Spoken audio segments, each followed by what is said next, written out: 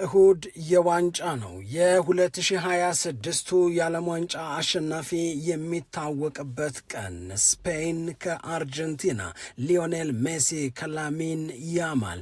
እጅግ በጣም በጉጉት የምንጠብቀው ብዙ ጥያቄዎቻችን የሚመለስበት ወሳኙ ቀን የፊታችን እሁድ በኢትዮጵያ ሰዓት አቆጣጠር 4 ሰዓት ላይ ሁለቱ ታላላቅ የእግር ኳስ ሀገራት ስፔንና አርጀንቲና ለዓለማችን ትልቁ ክብር ይፋጠጣሉ፣ ይፋለማሉ። ከ90 ደቂቃው ወይም ከ120 ደቂቃ ፍልሚያ በኋላ ይለያል ሁሉም ነገር። ሊዮኔል ሜሲ ወይም ደግሞ ላሚን ያማል የመጨረሻውን ሳቅ ይስቃሉ። ዚ አትሌቲክ እንዲህ ይላል፣ የእግር ኳስ ትልቁ ክብር ማን ይወስደው ይሆን? የፊታችን እሁድ ሜት ላይፍ ስቴዲየም ላይ የሚደረገው ጨዋታ ዓለምን በጉጉት እንዲጠብቀው የሚያስገድድበት ብዙ ምክንያት አለ ይላል። የአውሮፓ ሻምፒዮኗ ስፔን፣ የ2022 የዓለም ዋንጫ አሸናፊዋ አርጀንቲና፣ ደግሞም ላሚን ያማል እና ሊዮኔል ሜሲ። ብቻ ብዙ ምክንያቶች አሉ የእሁዱን ጨዋታ በጉጉት የምንጠብቅበት። ፊፋም ከወዲሁ የዋንጫውን ጨዋታ የሚመሩትን ዳኛ በልዩ ስነ ስርዓት ይፋ አድርጓል። ዳኛው ስሜታዊ ሆነው ሲያለቅሱም ታይተዋል። ይህንን ቪዲዮም ፊፋ ራሱ አጋርቶታል። ብቻ ብዙ ምክንያቶች የዓለም ዋንጫውን በጉጉት እንድንጠብቅ ያደርጋሉ። ደግሞ ወዲህ የክለቦች የተጫዋቾች የዝውውር ተሳትፎ እና ክለቦች እየወሰዱ ያሉት ትልልቅ እርምጃ የሚዲያዎችን ትኩረት ስበዋል። ብራቮ አርሰናል፣ ብራቮ መድፈኞቹ የሚያስብል ነገርንም ይዘናል። አርሰናል በዝውውር አፈጻጸም በ2025/26 እንደገናም ደግሞ ዘንድሮ ኃያልነቱን ብርታቱን እና ጉብዝናውን ሊያሳየን የተዘጋጀ ይመስላል። አርሰናልን ለምን ብራቮ አልነው? በአርሰናል በኩል ምን የተደረገ ነገር ኖሮ ነው አድናቆታችንን ያገኘው የሚለውን በዚህ ፕሮግራም ላይ የምትሰሙት ይሆናል። ደግሞም ማንቸስተር ዩናይትድ ቤት ትልቅ ውሳኔ የሚጠይቁ ነገሮች አሉ ይላል ዚ አትሌቲክ ላይ የሚጽፈው ዴቪድ ኦርንስቲን። ማንቸስተር ዩናይትድ ተጫዋቾችን ወደ ቡድን በመቀላቀል ማንቸስተር ዩናይትድ ተጫዋቾችን በማሰናበት ረገድ በመጪዎቹ ጥቂት ቀናት የሚወስናቸው ትልልቅ ውሳኔዎች አሉ። የትኞቹን ተጫዋቾች ከግምት ውስጥ ያስገባ ነው ይሄ ውሳኔ የሚለውንም እናያለን። አሁንም ማንቸስተር ዩናይትድ አዳዲስ ተጫዋቾችን ለማስፈረም ፍለጋውን እንደቀጠለ ነው። ሊቨርፑል ምርጥ ነገርን አድርገዋል። ሊቨርፑሎች ያደረጉት ምርጥ ነገር ምርጡን ተጫዋች እስከ 2031 ድረስ ከራሳቸው ጋር የሚያቆዩበት ነው ተብሏል። ሶቦስ ላይ የሊቨርፑል ሆኖ ይቀጥላል። 2025/26ን ይሄ ተጫዋች እንዴት ድንቅ በሆነ ሁኔታ እንዳሳለፈ ለሚያውቁ የእግር ኳሱ ቤተሰቦች ይህንን የሊቨርፑልን ውሳኔ አለማድነቅና ለውሳኔው ቆሞ አለማጨብጨብ በጭራሽ አይችሉም። ዶሚኒክ ሶቦስ ላይ እስከ 2031 ድረስ የሊቨርፑል ነው። በዚህ ውል ላይ የተካተቱትን ነገሮች ፋብሪዚዮ ሮማኖ አጋርቶናልና ትሰሙታላችሁ። ደግሞም ከሌሎች ክለቦች ጋር በተያዘም የተሰሙ አዳዲስ መረጃዎችን ወደ እናንተ እናደርሳለን። የአትሌቲኮ ማድሪድ ቁርጥ ያለው አቋም እንዲሁ አሁን ከጥቂት ደቂቃዎች በፊት ተገልጿል። ሁሊያን አልቫሬዝን ለሚፈልጉ ክለቦች መርዶ ይመስላል። ትሰሙታላችሁ። ሰላም ጤና ይስጥልን፣ እንደምን አላችሁ የተከበራችሁና የተወደዳችሁ የሸገር ስፖርት ዊዝ አበበ ግደይ የዩቲዩብ ቻናል ቤተሰቦቻችን በያላችሁበት እጅግ አሪፍ ጊዜን እያሳለፋችሁ እንደሆነ ተስፋ እናደርጋለን። መልካሙን ሁሉም ለናንተ እንመኛለን። ታዲያ እናንተም ይህንን ሸገር ስፖርት ዊዝ አበበ ግደይ የሚለውን የእኛን የዩቲዩብ ቻናል ሰብስክራይብ አድርጉ፣ የደውል ምልክቱን ተጫኑት፣ ሊንኩን ለሌሎች አጋሩና በተከታዮች ቁጥር እንድንበዛ የምንሰራቸው ፕሮግራሞችም ብዙ ሰዎች ጋር መድረስ እንዲችል ማገዛችሁን ቀጥሉ። እስካሁን ላበረታችሁን አቅም፣ ጉልበት፣ ድጋፍ ለሰጣችሁን በሙሉ የላቀ ምስጋናችን ይድረሳችሁ እንላለን። ከልብም እናመሰግናለን። እንጀምር።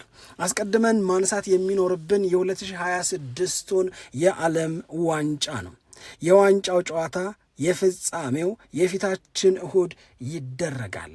አርጀንቲና ከስፔን፣ ሊዮኔል ሜሲ ከላሚን ያማል እጅግ በጣም ብዙ ትኩረታችንን የሚስቡ ጉዳዮች አሉ። መቼም በዲሴምበር 2007 የዛሬ 19 ዓመት አካባቢ ለዩኒሴፍ መልእክት ለማስተላለፍ ሲባል ሊዮኔል ሜሲ የላሚን ያማልን ገላ እያጠበ የተነሳውን ፎቶግራፍ በዚህ ጊዜ ያላወጣው ትልልቅ የሚባል የዓለማችን ሚዲያ የለም። በዚህ የላሚን ያማልና የሊዮኔል ሜሲ የመጀመሪያ የአብሮነት ፎቶግራፍ ዙሪያ ነገ በመደበኛ ፕሮግራማችን በዝርዝር የምናነሳቸው ጉዳዮች ይኖራሉ። ሊዮኔል ሜሲ ንጉሥ ነው። ሊዮኔል ሜሲ ታላቅ እግር ኳስ ተጫዋች ነው።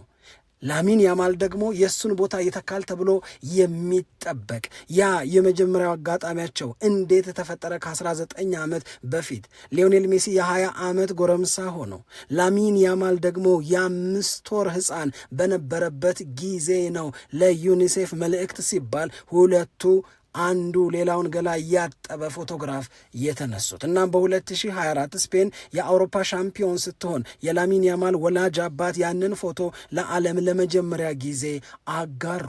ፎቶግራፉን ያነሳው ሰው እንኳን ያ ፎቶግራፍ የላሚን ያማል እንደሆነ አያውቅም ነበር። የላሚን ያማልን አባት ጠይቆ እውነት ነው የልጄን ፎቶ አንተ ያነሳኸው እሱን ነው ብለው አረጋግጠውለት ነው ማመን የቻለው። አሁን ይህንን ፎቶግራፈር ዚ አትሌቲክም፣ ቢቢሲም፣ ስካይ ስፖርትስም ዓለም ላይ አሉ የሚባሉ ትልልቅ ሚዲያዎች በሙሉ እያነጋገሩት ይገኛሉ።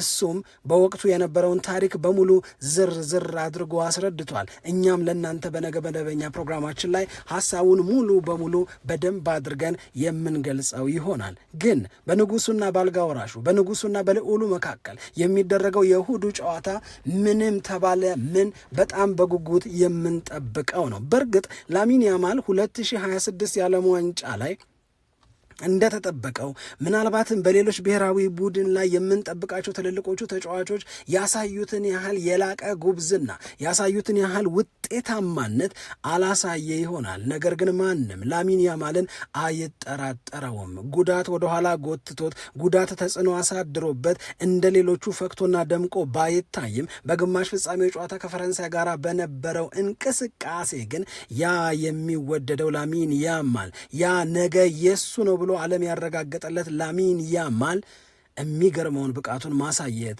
ጀምሯል። እሁድ ደግሞ ይብስበታል ብለው ስፔኖች ተስፋ አድርገዋል። ሊዮኔል ሜሲ ዕድሜው 39 ነው። በዚህ የ2026ቱ የዓለም ዋንጫ ከመጀመሪያው የምድብ ማጣሪያ ጨዋታ አንስቶ እስከ አሁኑ የግማሽ ፍጻሜ ጨዋታ ድረስ ለአርጀንቲና ብሔራዊ ቡድን ልዩነትን የፈጠረ ማድረግ የሚገባውን ነገር በሙሉ ያደረገ አርጀንቲናን እጇን ይዞ አዝሎ የዋንጫ ተፋላሚ እንድትሆን ማድረግ የቻለ ሊዮኔል ሜሲ የምርም ይችላል። ሊዮኔል ሜሲ የምርም የዓለማችን የምንጊዜውም ታላቁና ምርጡ እግር ኳስ ተጫዋች እሱ ነው ብሎ ዓለም እንዲስማማ በብቃቱ በጉብዝናው አስገድዷል። ይህንን አጋጣሚ ማበላሸት አይፈልግም። ምናልባት ሊዮኔል ሜሲ ይሄ የዓለም ዋንጫ የመጨረሻው ጨዋታ ሊሆን ይችላል። ለሁለተኛ ጊዜ የዓለም ሻምፒዮን ሆኖ ለሁለተኛ ጊዜ የዓለም ዋንጫውን በአምበልነት በክብር ተቀብሎ በሉ ቻው ሊለን ይሆናል። ሊዮኔል ሜሲ ይገባዋል ባዮች ብዙ ነን። ሊዮኔል ሜሲ እግር ኳስን ደምቆባታል፣ እግር ኳስን አስወድዷታልም አስከብሯታልም እና ደጋግማ ብታከብረው ይገባዋል እንጂ አያንሰውም። ለማንኛውም ሊዮኔል ሜሲ አሳልፎ ለላሚን ያማል የሚሰጠው ክብር ይኖራል ወይ? ላሚን ያማል ከሊዮኔል ሜሲ የሚነጥቀው ክብርስ ይኖራል ወይ? ላሚን ያማልና ሊዮኔል ሜሲ ተጋጥመው አያውቁም። ተጫውተው በተቃራኒ ቡድን አያውቁም በጭራሽ። ለመጀመሪያ ጊዜ ያ ሲሆን የምናየው እሁድ ነው። ታዲያ ይህንን የእሁዱን ጨዋታ በመሃል ዳኝነት የሚመሩትን ባለሙያ ዳኛ ፊፋ ይፋ አድርጓል። የዳኛው ማንነት ከተገለጸ በኋላ ተቃውሞም አለ እንደተለመደው፣ እንደዚሁም ደግሞ ድጋፍም የሚሰጡ ሰዎች አሉ። ለምሳሌ የሚቃወሙት ሰዎች የተመረጡት ዳኛ አውሮፓዊ ስለሆኑ ስፔን አውሮፓዊ ሆና ሳለ ከአርጀንቲና ጋር የሚደረገውን ጨዋታ አውሮፓዊ ዳኛ እንዴት እንዲመራ ይደረጋል? ከኤዥያ ወይም ከአፍሪካ ዳኛ ጠፍቶ ነው ወይ ብለው በጥርጣሬ የፊፋን ውሳኔ ያዩና ተገቢነቱን የጠየቁ የእግር ኳስ ወዳጆች አሉ። ደግሞ አንዳንዶቹ ፖላንድ በዚህ ዓለም ዋንጫ ላይ ላለመታየቷ እኚህ ዳኛ የሰሩት ስህተት ዋጋ አስከፍሏታል። እኚህን ዳኛ መልሶ በዓለማችን ትልቁን ውድድር ያውም የዋንጫውን እንዲመሩ መምረጥ ማለት ዲስግሬስ ነው አለ። ክብረ ቢስነት ነው፣ ክብር ማጣት ነው፣ ለውድድሩ ክብር አለመስጠት ነው። ፖላንድን እንዴት ከውድድር እንድትወጣ የእሳቸው ስህተት ምክንያት እንደሆነ መለስ ብላችሁ እዩ የሚል አስተያየትን የሚሰጡ ሰዎች አሉ።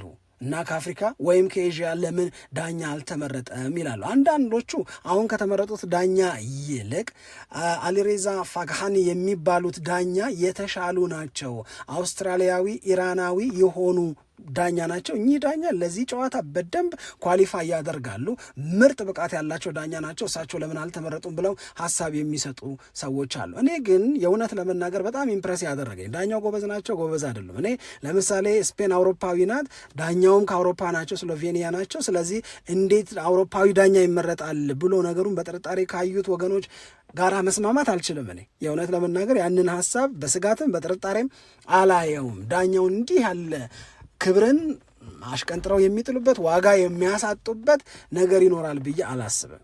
ግን ምንድን ነው ኢምፕረስ ያደረገህ ብባል የፊፋው ፕሬዚዳንት ጂያኒ ኢንፋንቲኖ በተገኙበት ፊፋ የዓለም ዋንጫ ላይ የመረጣቸው ዳኞች በተሰበሰቡበት ለዋንጫው ጨዋታ የተመረጡትን ዳኛ ይፋ ሲደረግ ሰውየው ስቅስቅ ብለው አለቀሱ። የዓለም ዋንጫን የዋንጫ ጨዋታ ማጫወት ለዳኞች ምን ያህል ክብር እንደሆነ፣ ምን ያህል ትልቅ ቦታ የሚሰጠው እንደሆነ የሚያሳይ ነው።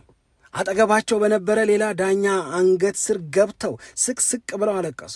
ከዛ እንደገና ከወጡ በኋላ ፊታቸውን ከልለው ዳኛው ማልቀሳቸውን ቀጠሉ። ከዛ ከፊፋ ፕሬዚዳንት ከጂያኒ ኢንፋንቲኖ ጋር ተቃቅፈው ይህንን የዓለም ዋንጫውን የዋንጫን ጨዋታ የሚመሩበትን ትልቅ ኃላፊነት ተረከቡ። ዓለም ዋንጫ የሰው ስሜት፣ ዓለም ዋንጫ ሙያ፣ ዓለም ዋንጫ ትልቁ የዓለማችን የእግር ኳስ ክብሩ በዓለም ዋንጫ መጫወት የዓለም ዋንጫን ጨዋታ ማጫወት እንደሆነ ያየንበት ነው። በእርግጠኝነት እኚህ ዳኛ ይህንን መልካም አጋጣሚ ያበላሹታል ብዬ አላስብም። ስሜታቸው ግን የሚጋባ አይነት ነገር ነው። ወደ ክለቦች ጉዳይ እንሂድ። በነገራችን ላይ በዓለም ዋንጫው ጨዋታ በየዕለቱ በየፕሮግራማችን ላይ መረጃዎችን ወደ እናንተ ይዘን እንመጣለን። ማለዳም ላይ ከክለቦች የዝውውር ዜና የዓለም ዋንጫው ጋር ተቀላቅሎ ነው ወደ እናንተ የሚመጣው። ብቻ እናንተ ጠብቁን ሰብስክራይብ እያደረጋችሁ። ወደ ክለቦች ጉዳይ ስንሄድ መድፈኞቹን ብናስቀድም እኔ በጣም ደስ ይለኛል። ምክንያቱም አርሰናልን እኔ ብራቮ ብያለሁ። አርሰናል ያደረገውን ያሰበውን እና ነገሩን የሚያስኬድበት መንገድ፣ ሐሳባቸውን የሚፈጽሙበት መንገድ እኔ በጣም ያስደስተኛል፣ ከነ ሐሳባቸው ጭምር። አርሰናል ምን አድርጎ ነው ከተባለ ለምሳሌ ወደ ኋላ ሄደን ትንሽ 2025-26 ላይ አርሰናልን በተመለከተ የነበረን አስተያየት ምንድን ነው?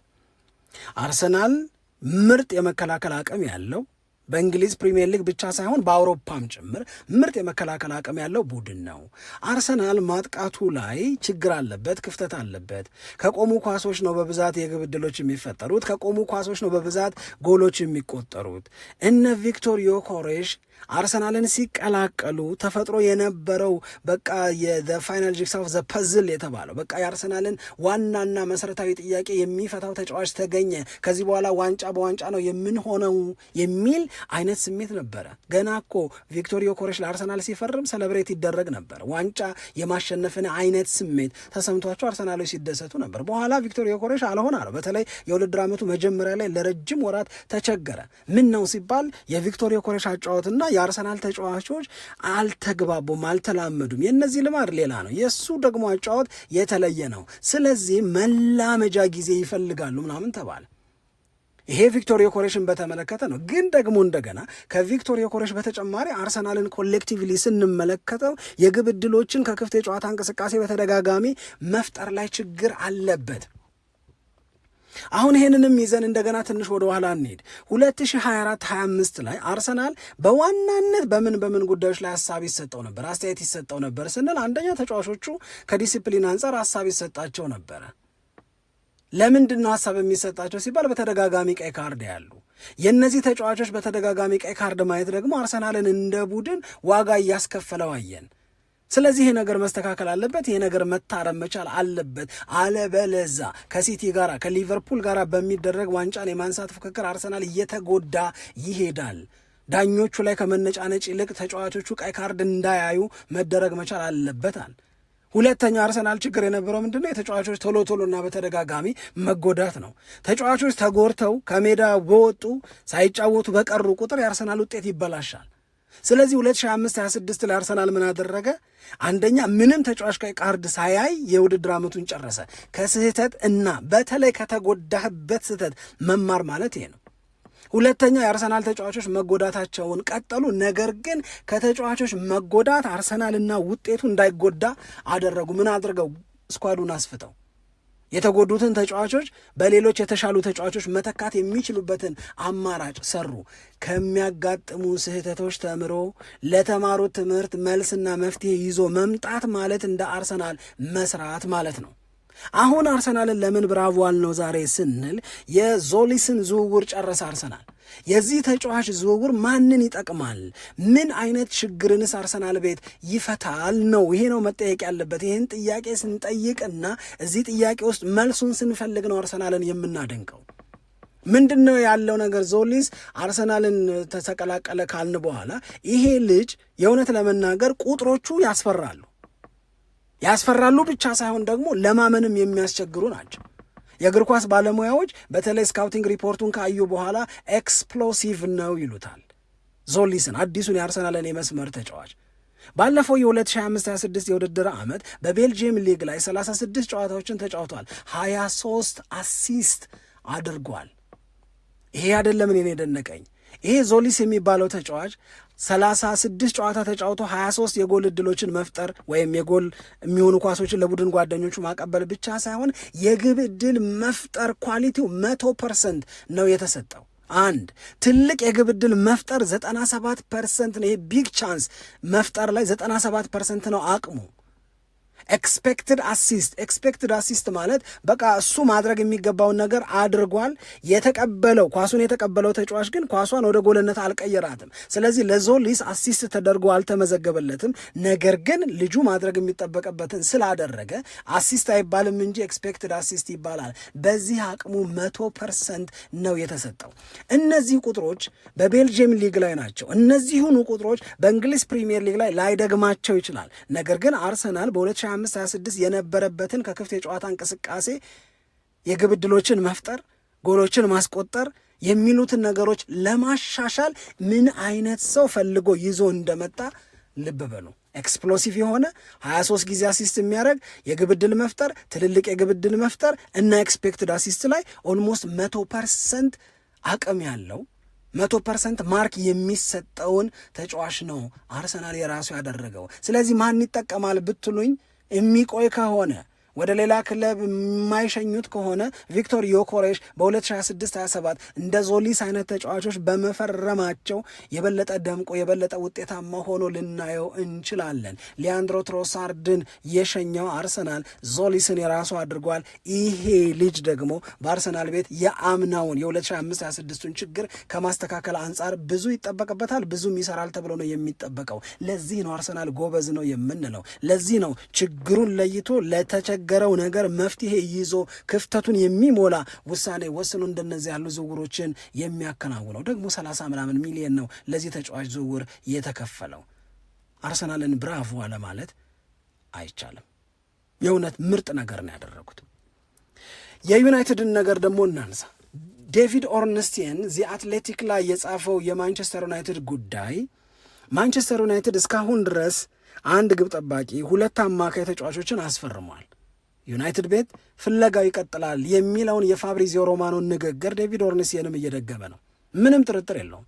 ማንቸስተር ዩናይትድ አዲሱ የውድድር ዓመት ከመጀመሩ፣ ማንቸስተር ዩናይትድ አዲሱ የዝውውር መስኮት ከመዘጋቱ አስቀድሞ ተጨማሪ ተጫዋቾችን በመሃል ክፍልም በሌሎች የመጫወታ ቦታዎችም ላይ ያስፈርማል። ለዛ ስራውን እየሰራ ነው ማንቸስተር ዩናይትድ። ነገር ግን ዩናይትድ ትልልቅ ውሳኔዎችን ሊወስን ነው ሲባል አንድም የሚሰናበቱ ተጫዋቾችን በተመለከተ ነው፣ አንድም ደግሞ እነማናቸው በተጨማሪነት ማንቸስተር ዩናይትድን እንዲቀላቀሉ ማድረግ ያለብኝ በሚለው ጉዳይ ነው።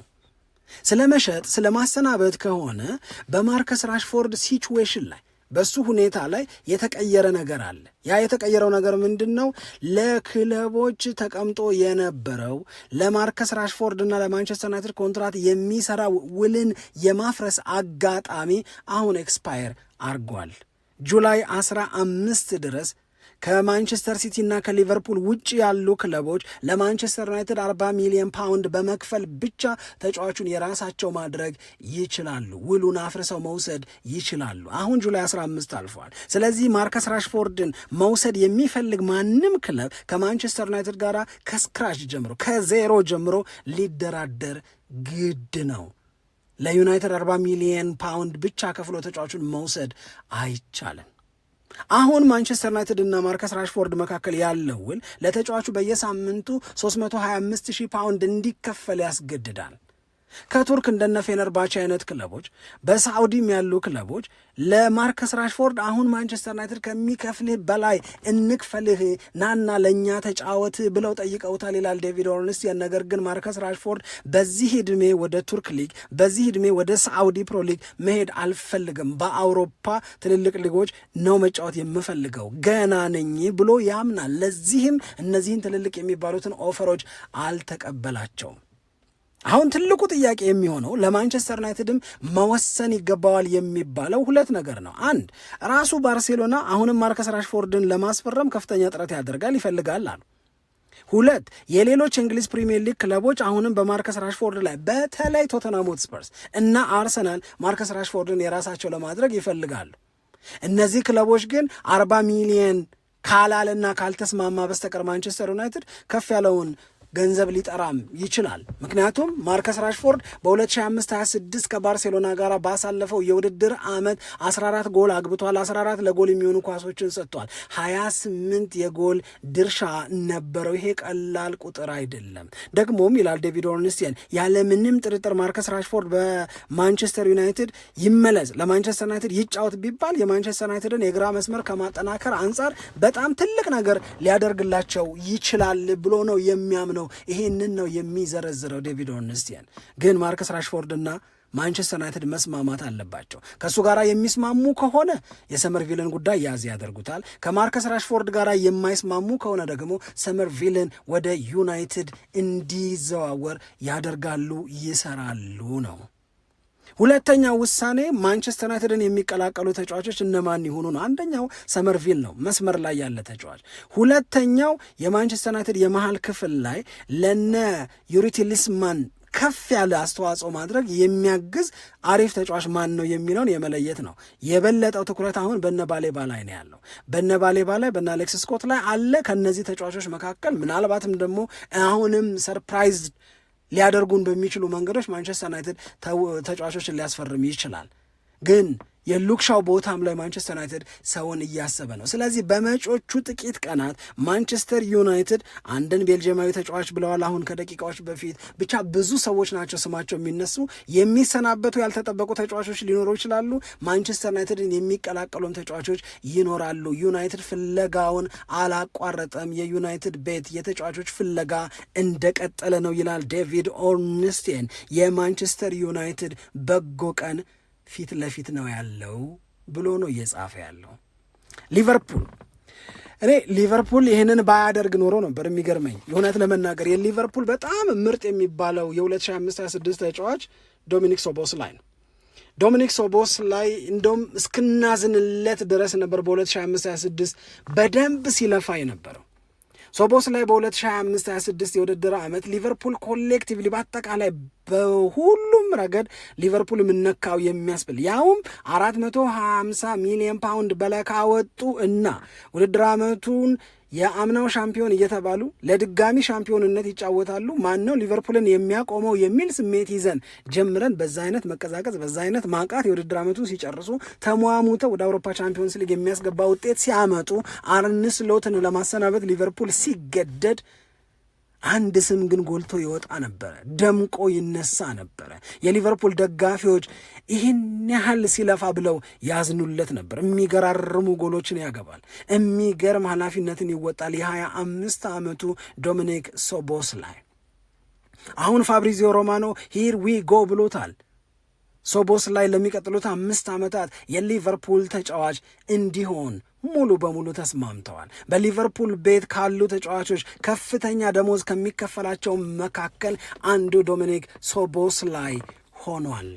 ይሄ ልጅ ፈርሟል ለሊቨርፑል እስከ 2031 ድረስ በተጠናቀቀው የውድድር ዓመት 13 ጎሎችን ያስቆጠረ 12 ለጎል የሚሆኑ ኳሶችን የሰጠ ያስቆጠራቸው ጎሎች ደግሞ ማማራቸው የምንላቸው አይነት ናቸው።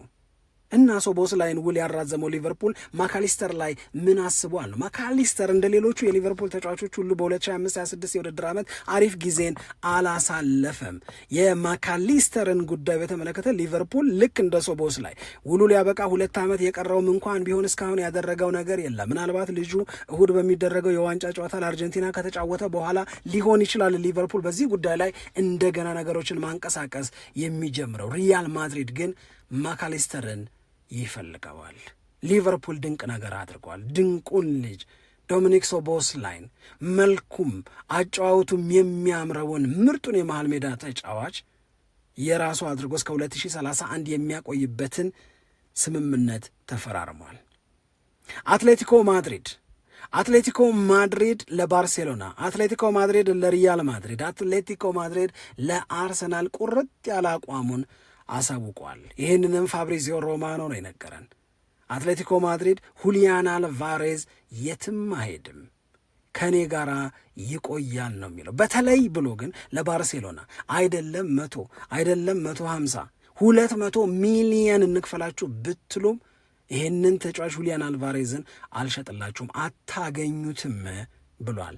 ለሪያል ማድሪድም ይህንን መልእክት አስተላልፏል። ይህንን መልእክት በሚያስተላልፍበት ሰዓት ላይ አንዱ ያስቀመጠው ወይም የተጠቀመው አማርኛ እንግሊዘኛ ቋንቋ የሚለው ከእኛ ጋር ይቆያል የሚል ነው። ይውልስታይ ነው።